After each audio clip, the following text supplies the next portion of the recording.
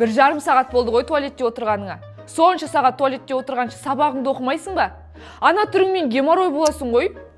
Сен медикпін деп қайдағын айта бермеш. Геморрой деген анау асфальтқа отырып, суықтан пайда болмай ма?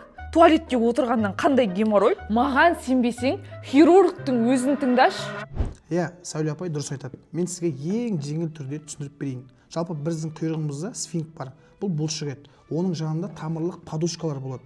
Елестетіңіз, сфинкттер бұл біздің есіктер немесе терезе сияқты ішке қарай ауа өткізбей тұрады.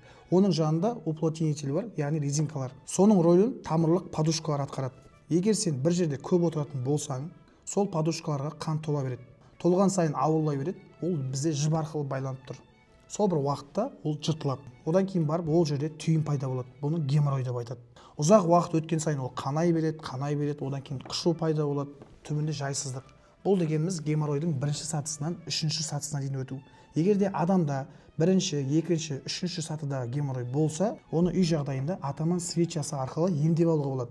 Ал егер де геморройдың төртінші сатысына өтіп кететін болса, онда амал жоқ, операция істетуге тура келеді.